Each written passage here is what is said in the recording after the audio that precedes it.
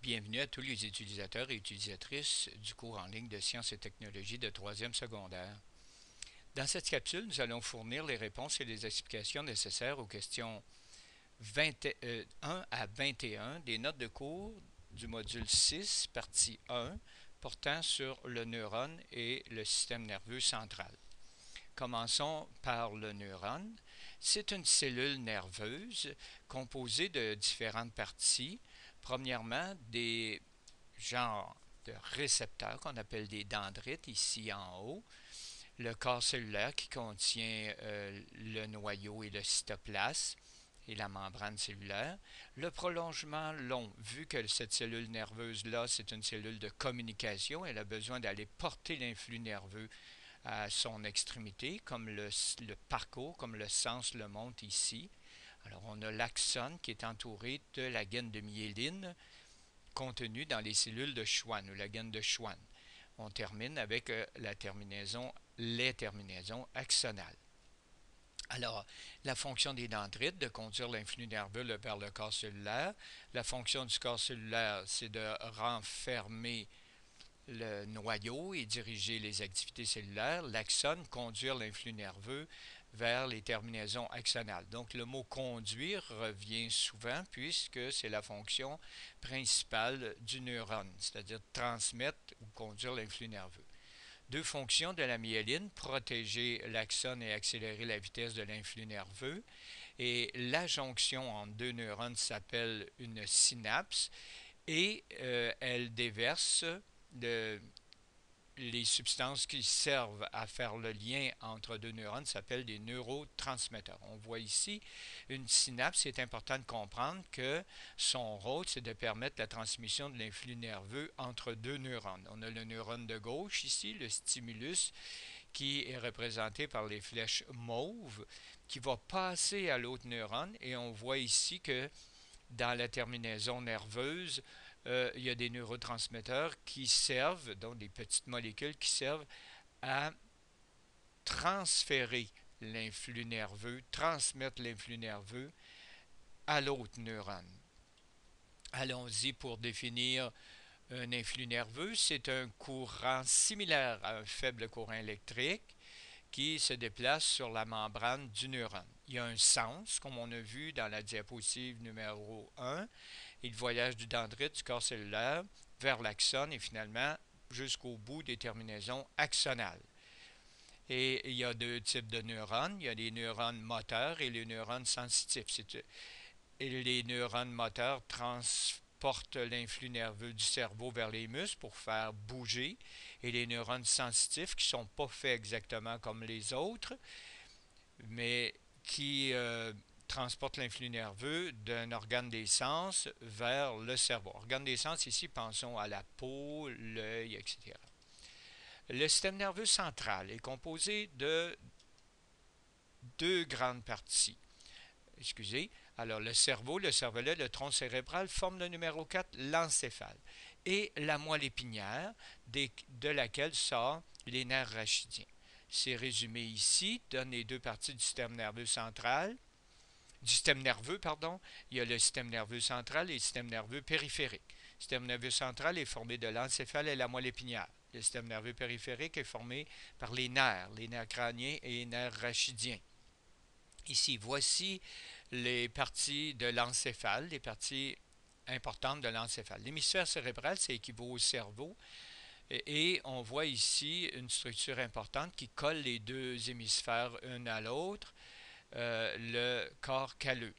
On voit le septum et le troisième ventricule, c'est à l'intérieur desquels les ventricules du cerveau va circuler le liquide céphalorachidien. La protubérance annulaire forme le tronc cérébral, pardon. La protubérance annulaire avec le bulbe rachidien forme le tronc cérébral.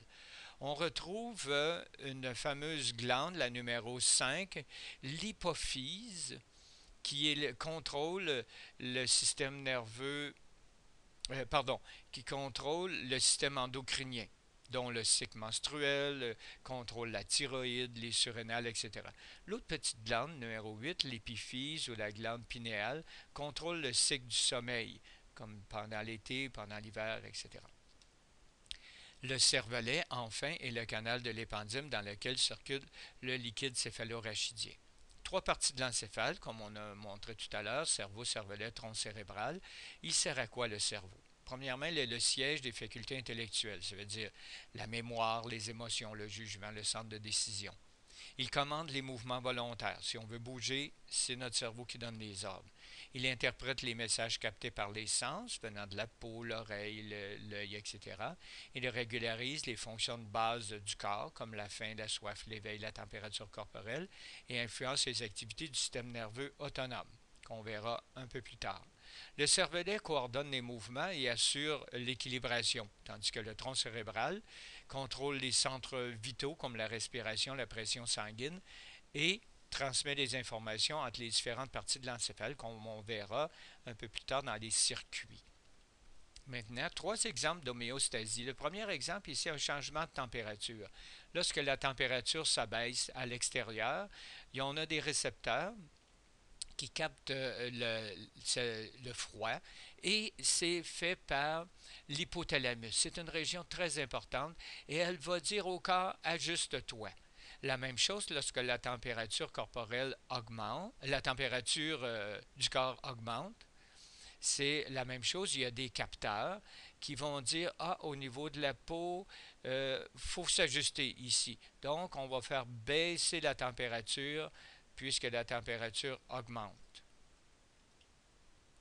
La même chose ici au niveau du contrôle du CO2. Tout le monde a expérimenté qu'en montant des marches, on devient un petit peu plus essoufflé. Alors, on a un centre récepteur dans le bulbe rachidien qui contrôle le CO2, qui est un récepteur de CO2. Quand il y a trop de CO2, il donne des ordres au diaphragme, aux muscles des côtes pour qu'on soit un peu plus essoufflé. Et la même chose au niveau de la concentration d'eau dans le corps. C'est la quantité d'eau qu'on a dans notre corps. On a des récepteurs qui disent tu viens de boire un grand verre d'eau, ben sois pas surpris d'aller uriner dans 20 minutes ou une demi-heure. C'est comme ça que ça se régularise, mais je veux montrer ici que ça passe par le cerveau. Maintenant, cette fameuse formation réticulée qui est très importante dans le tronc cérébral, c'est dit en bas ici, la formation réticulée du tronc cérébral reçoit les informations sensorielles de diverses origines. Au besoin, elle active les structures nerveuses supérieures afin qu'elles prennent en considération les informations. Donc, c'est tout à fait coordonné, c'est tout synchronisé, puis on voit les flèches qui disent il vient d'arriver quelque chose, on informe le cerveau au complet. La moelle épinière, elle est faite de tissu nerveux qui est entouré de protection. Le coussin adipeux, par exemple, ça c'est une couche de graisse, et trois méninges, durmère, arachnoïde et pimère. On voit qu'il y a une substance blanche et une substance grise. La substance grise est située au centre, numéro 7, et numéro 5, la substance blanche. Les nerfs rachidiens sortent de chaque côté, comme on verra dans la prochaine diapo. Et on appelle les méninges la durmère, l'arachnoïde et la pimère. Le canal de l'épendyme, qui passe dans le milieu de la moelle épinière, sert à faire circuler le liquide céphalorachidien. On voit une belle diapo ici qui montre la moelle épinière à l'intérieur de la colonne vertébrale. Voyez-vous, on voit les méninges, la substance blanche et la substance grise de la moelle épinière et quatre nerfs rachidiens qui sortent du côté là, vers nous. Alors, ces deux nerfs-là, en passant, là, on va voir qu'ils sont à la fois, ils sont mixtes. Il y a deux nerfs dans le même ici. Quelle est la fonction? Trois fonctions de la moelle épinière. Elle sert de relais à l'encéphale et différentes parties du corps. Elle contrôle les réflexes et contient les centres du système nerveux autonome. Alors, c'est la fin de cette partie. Bonne étude et à la prochaine.